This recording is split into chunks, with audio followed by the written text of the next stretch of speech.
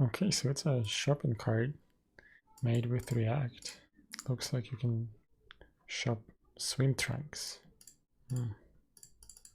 These buttons don't seem to work, but let's look at the code.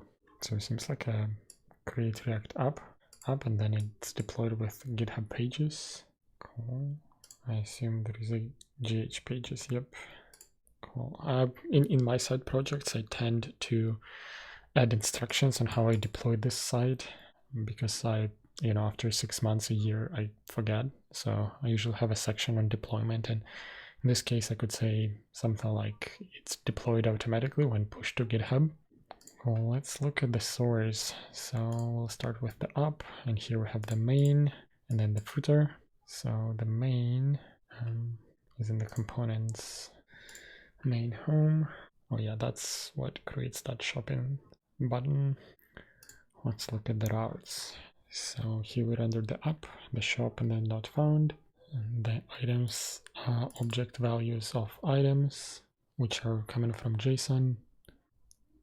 I would recommend extracting the object.values call in here and caching it above your component so that every time the component renders, the items is going to be the same because it's not changing.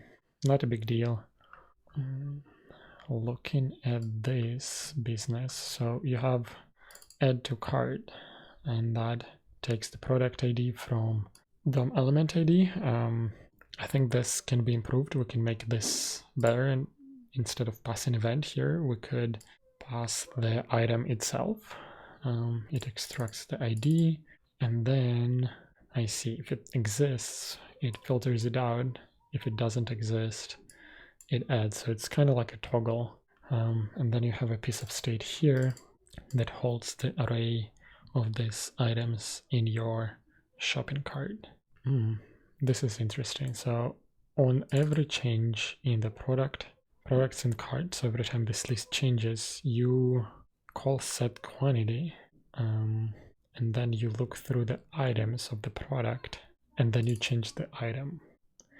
Yeah, this is not great because you are mutating the existing list of items, and then I assume it re-renders and it shows them as added, but that's actually just a side effect of this component re-rendering. Ideally, you don't want to do that.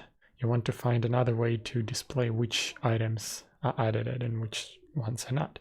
So looking at this, first, I don't think you need a separate piece of state. Let's see how it's used, and it's not even used. But in general, because it's derived data, you don't need to store it in the state. You could have this computation here, and then you could use it somewhere here as well. You don't need a separate piece of state for that. And then here, when you look for each product, each item, if it's in the cart, you change it. So instead, I would say, let your shop know which products are in the cart, and you already do. And then in here, what you can do is also pass the products in the cart into the shop so that the shop knows that if the item is in the cart, it will render it in a different way. So create cards list. Okay, this is here. Items. Oh, okay, so you don't actually use that items. Maybe you do. Let's see. So you have props. And you have props.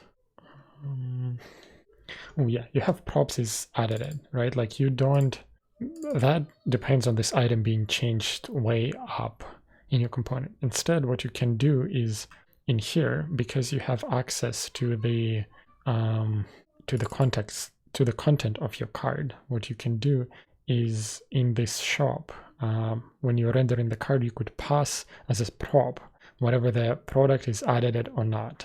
And you can calculate it from the props and the ID of the stuff in the card. And then you wouldn't need to depend on this. That is added, it would be just a separate prop.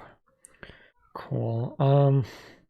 I see another pattern that you had earlier where you monitor props change, and this object actually changes every time your card is rendered. So I don't recommend doing this because props is going to be a new object because of the way JavaScript objects work. And then what you do is you set pieces of state. So again, use state is useful when you have a distinct state, something that can change independently.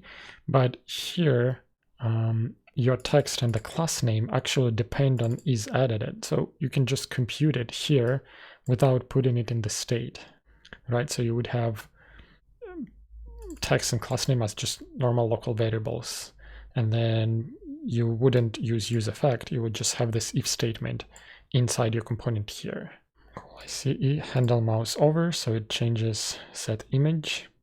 I see. Okay, so that's the hovering. When I hover, it shows the model. Otherwise, it shows the product itself.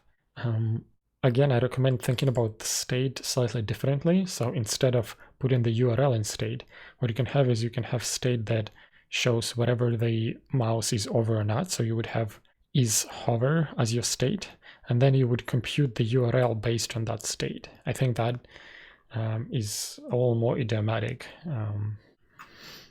Not sure what you mean by this. Some pretty standard Next.js stuff.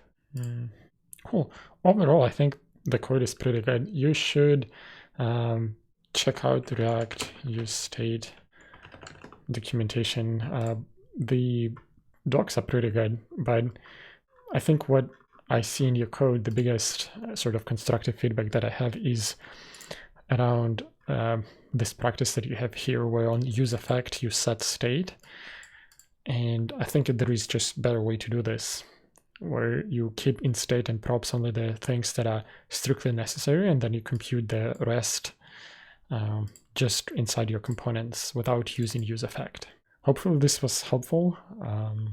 Let me know.